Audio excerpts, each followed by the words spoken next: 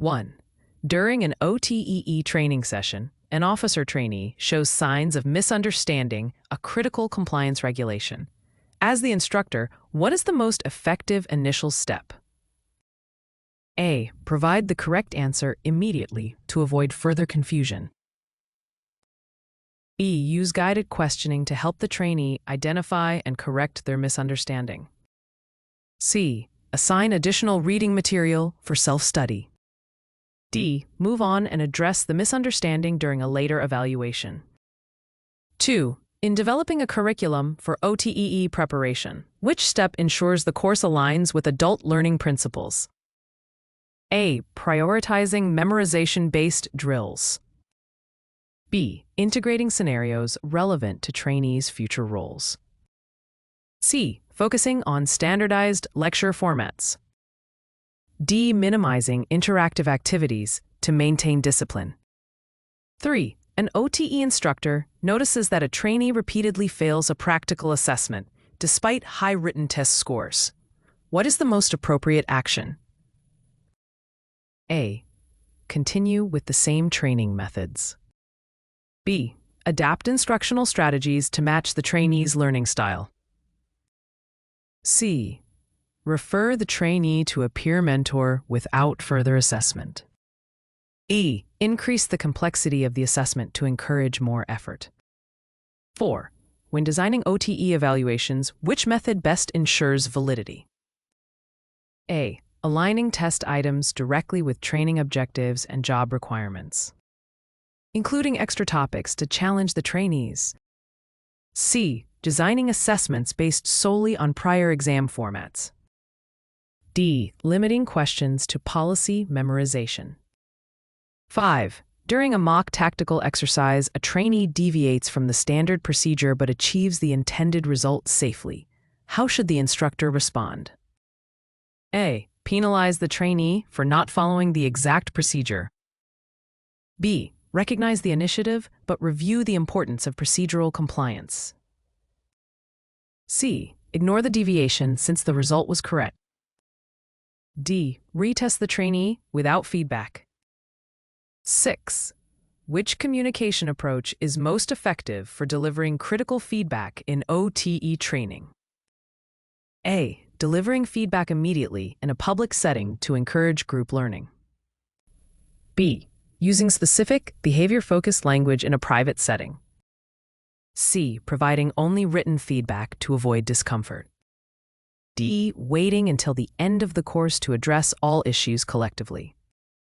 7. A core regulatory compliance objective in OTE training is best reinforced by A. Occasional reminders during unrelated lessons. B. Integrating compliance topics into realistic, scenario-based training. C. Providing only the regulatory manual for reference. D. Limiting compliance discussions to formal lectures. 8. When mentoring a new OTE trainee, what approach promotes self-efficacy? A. Giving them complete freedom without guidance. B. Gradually increasing responsibility while providing supportive feedback. C. Ensuring they observe but never actively participate in exercises. D. Assigning only simple tasks to build confidence. 9. In OT curriculum development, the use of formative assessments is primarily intended to A. Provide a final measure of competency. B. Identify learning gaps during the training process. C. Replace summative evaluations. D. Assign final grades. 10. An OTEE instructor designs a group problem-solving activity. Which principle of adult learning is this most closely related to? A. Self-directed learning. B. Passive reception of knowledge. C. Avoidance of peer collaboration. D. Rote memorization. 11. While evaluating OTEE trainees' performance in a high-stress simulation, what method best captures both skill and judgment? A. Multiple-choice written tests. B. Performance-based assessments with behavior checklists. C. Short answer quizzes. D. Oral questioning only. 12. A trainee challenges a regulation discussed in class, claiming it is outdated.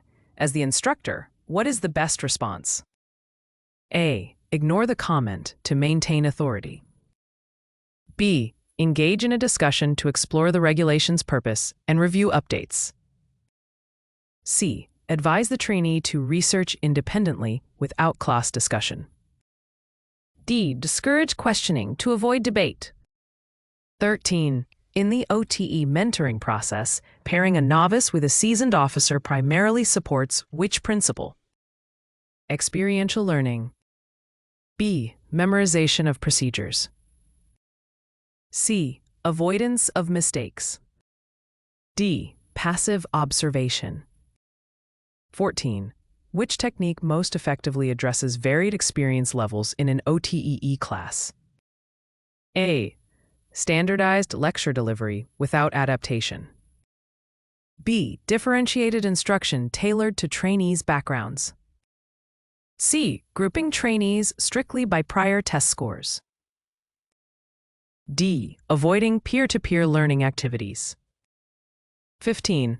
When creating OTE exam questions to measure higher-order thinking, an instructor should: A. Use scenario-based items requiring analysis and decision-making. B. Focus on simple recall of facts. C. Rely solely on multiple-choice items with one clearly correct answer. Avoid any question that requires judgment.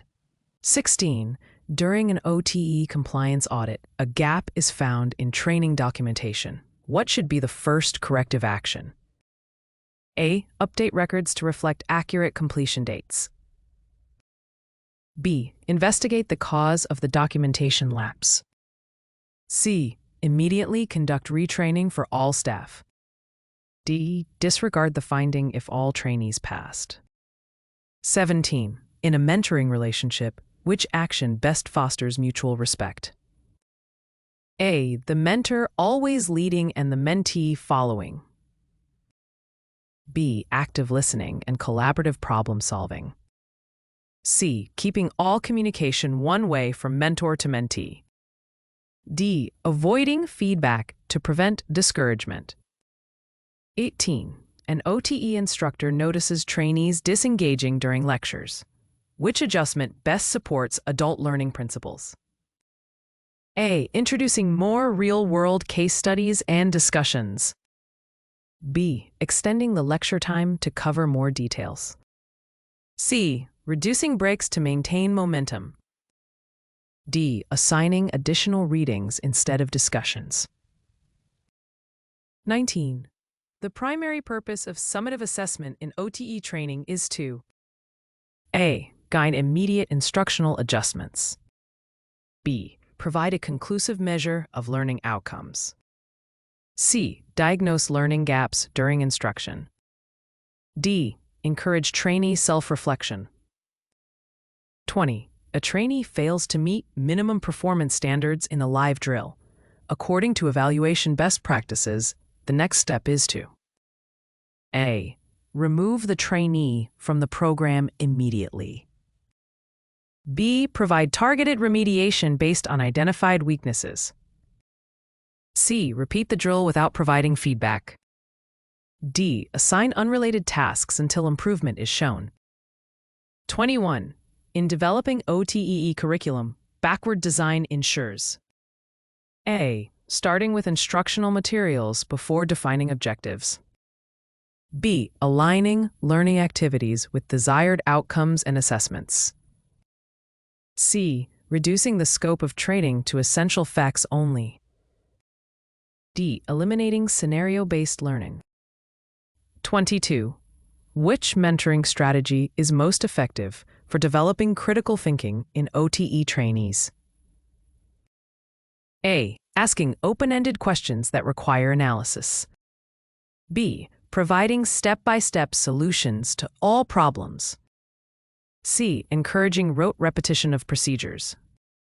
D. Giving only yes or no feedback. 23.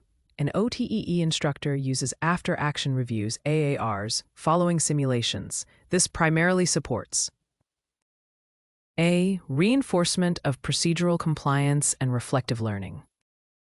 B. Limiting trainees' ability to critique the exercise.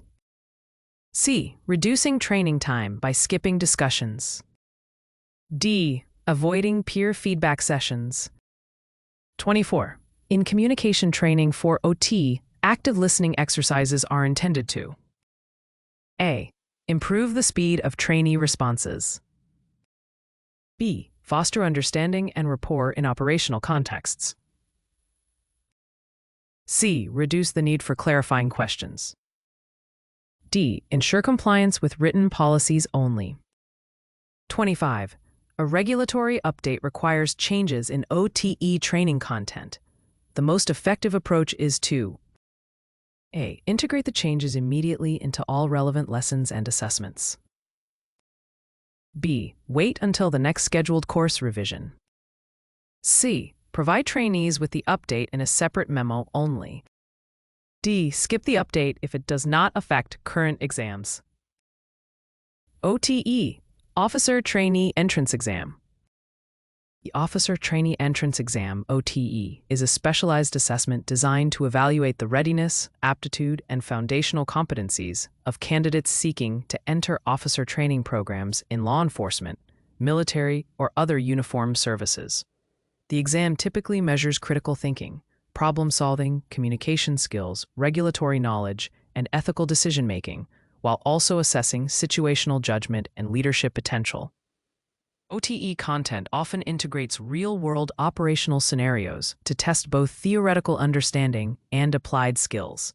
It serves as a standardized benchmark to ensure that incoming trainees possess the mental agility, discipline, and professional mindset necessary for success in rigorous training environments and in future goals as officers. Here are the top 5 beneficial uses OTEE, Officer Trainee Entrance Exam.